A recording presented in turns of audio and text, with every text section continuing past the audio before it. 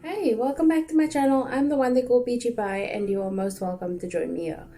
Okay, dokie. So last week I spoke to you about what happened to me, how I got sick, and what happened when I was in hospital. And so today we are just gonna continue that little chat over there, and I'm gonna tell you what happened during my recovery. So sit tight. This one might be a little bit difficult to hear. Trigger warning, we're going to be talking a little bit about suicide, we're going to be talking a little bit about poor mental health, we're going to be talking about, well, just overall adults that didn't know what to do in this situation and made terrible decisions. So, if those things are going to be triggering for you, rather just pop off this video. But in case you are still okay with it, let's get into it.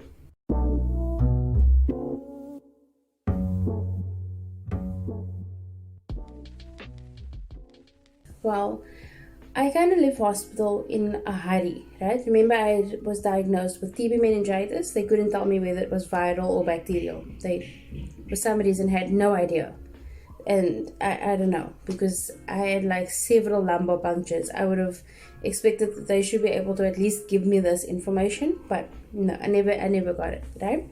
So we suspected it's viral because I recovered quite quickly after having TB meningitis. And when my mom was doing research on what TB meningitis is, it's like I think she was reading stuff about the bacterial stuff, because she was reading a lot of things about like how the daughter could die. So I guess that all meningitis is dangerous because of like where the infection is or where the problem is. It's on like your spine, your brain, fluids surrounding your brain. And so that's like obviously a big deal. But I think that, you know, that when you're a parent, you just jump to worst case scenario just in case. So, you know, but I recovered relatively quickly.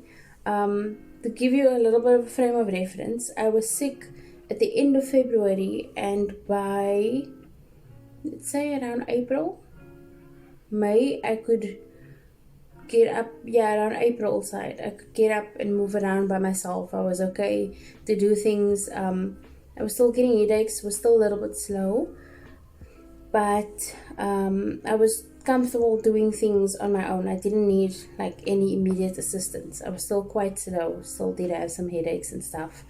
A large portion of my medication was decreased because over time the medication decreases. You start out with like 15 to 20 prednisone tablets and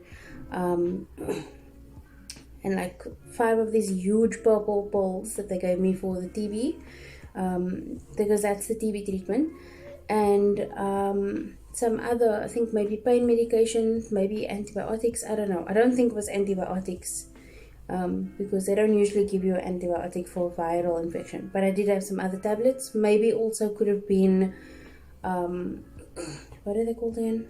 Like a vitamin tablet. Okay, some of them could have been vitamins to boost my immune system and to boost the recovery.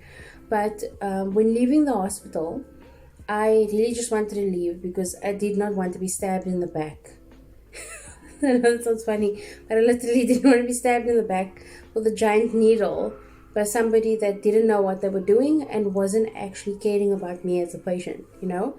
So, if you don't know, I'll just pop a link somewhere in this video or a little channel card at the top somewhere to tell, like, where you can check out the previous video. And so, the doctors were very, very strange with me, despite the fact that I was sick. I was really irritated with that, because instead of being concerned about my care, they were just like, well, if you leave this hospital, then you have to sign a patient waiver form that says that you are giving up all rights to care or whatever, because you've decided not to receive the type of care that we have recommended, rather than we will address the problem with the problematic individual that made you feel hurt, shamed, or afraid, or whatever in the hospital. We will do some disciplinary action.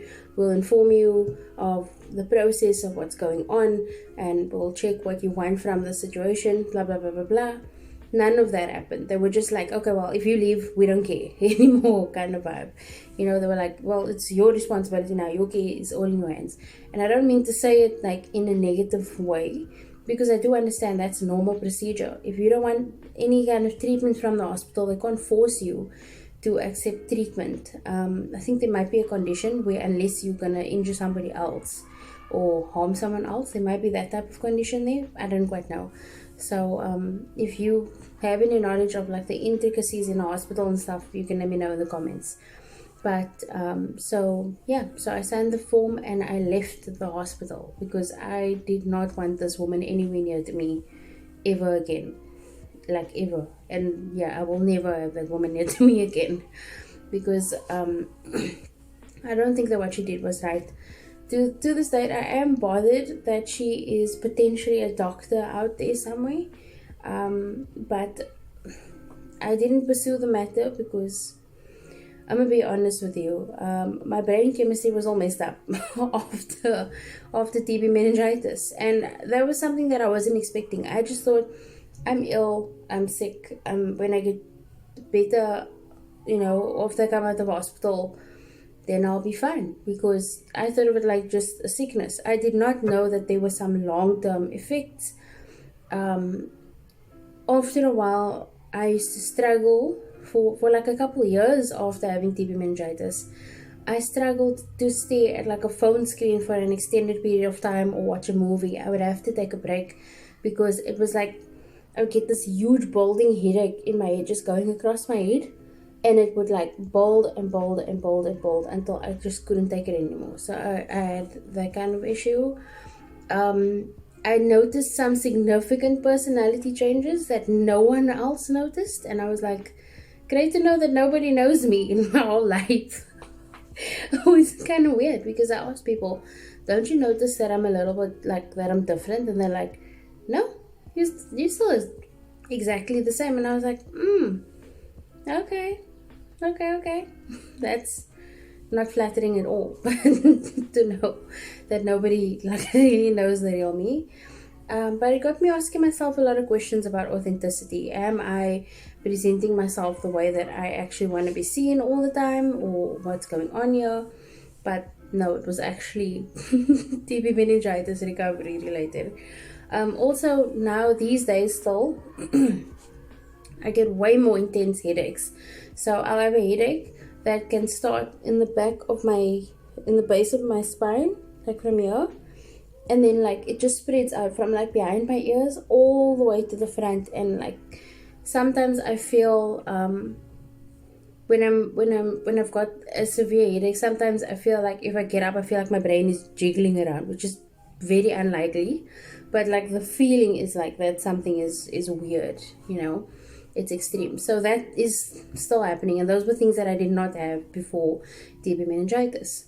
But in any case, came out of hospital, was in recovery, stayed out of hospital, and there were some family things going on which did not help my situation. I was hyper emotional, probably also due to the brain chemistry stuff, and I would cry easily. Like really, I would cry easily. It was like simple things that I could normally just get irritated by would be super overwhelming for me, and before I had TB meningitis, I used to be able to multitask very well. Now, you can imagine I was a writer, so I would have to be like, okay, writing on this screen, notes on that screen, stuff on the wall, chapter, things that you do to complete chapters and stuff like in front of me, and I would be able to just, as I'm going along and get that done, check my timer on my phone, all those kind of things. And so after having TB meningitis, it's like, if there's more than one thing going on in front of my face, I will start feeling overwhelmed. Like slowly but surely start feeling overwhelmed. And sorry, it's gotten a lot better lately.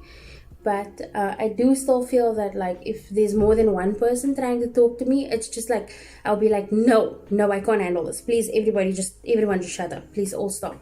And so these were things that I did not expect from having this particular illness. And I didn't research it afterwards because I felt better, but inside of myself, in my mind, I knew there were a lot of things that were really, really different about me. One of those things was, I remember explaining to some people in my life that about a month after I had the TB meningitis and I was starting to recover, I noticed,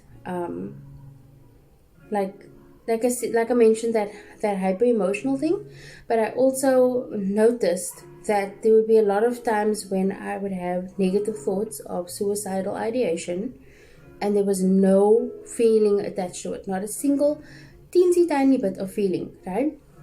Whereas before, if I dealt with depression or anything in my teens, it would be I'm sad and now I'm severely depressed kind of thing. These bad things, whatever happening in my life, I can't cope with it mentally. I'm sad and I'm depressed and now I have suicidal ideation or whatever. But after TB meningitis, it was like I want to die. Like literally straightforward in your face. That was what I thought at the time. And there was no emotion behind it, and that scared the heck out of me. I can't even tell you how frightened I was to feel like I need to end my life.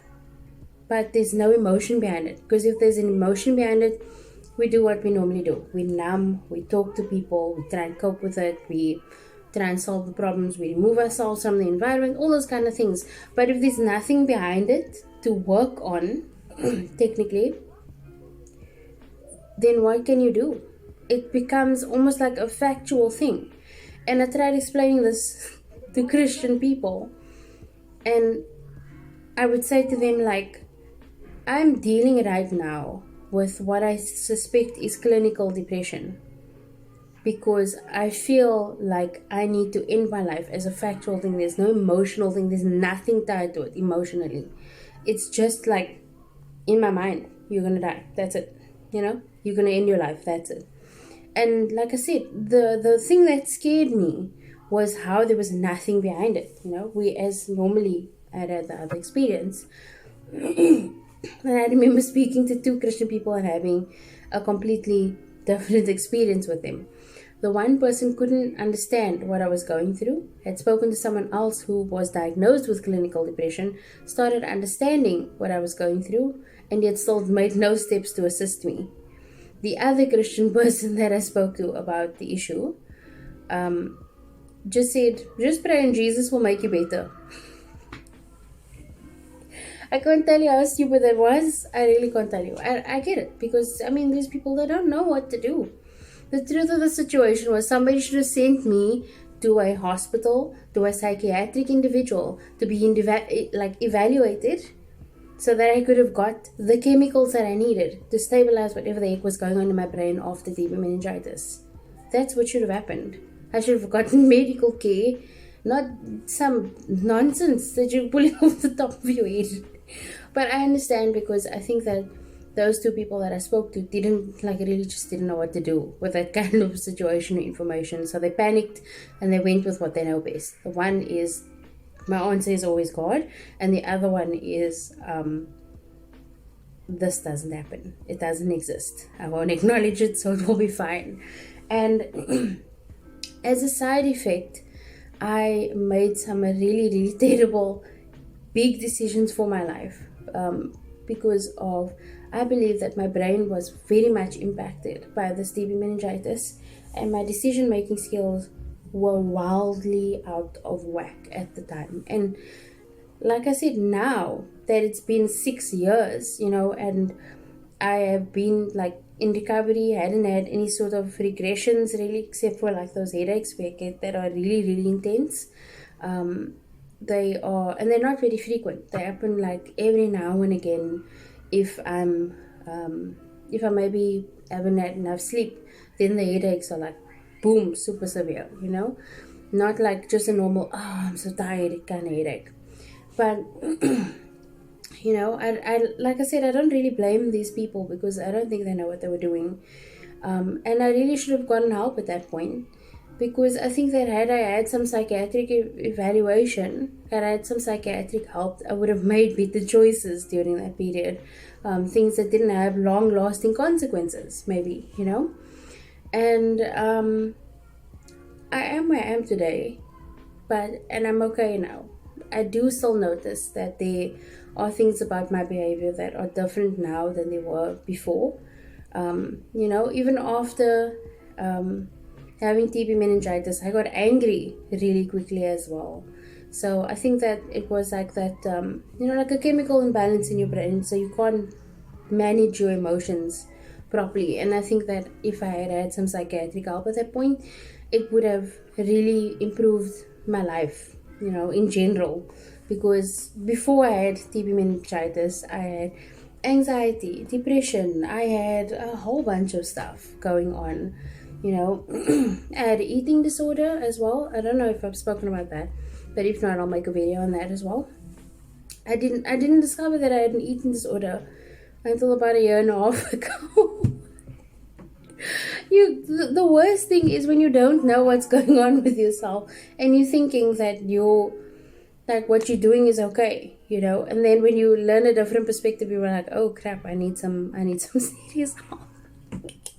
But anyway, so that's some of the things that happened to me after having TB meningitis.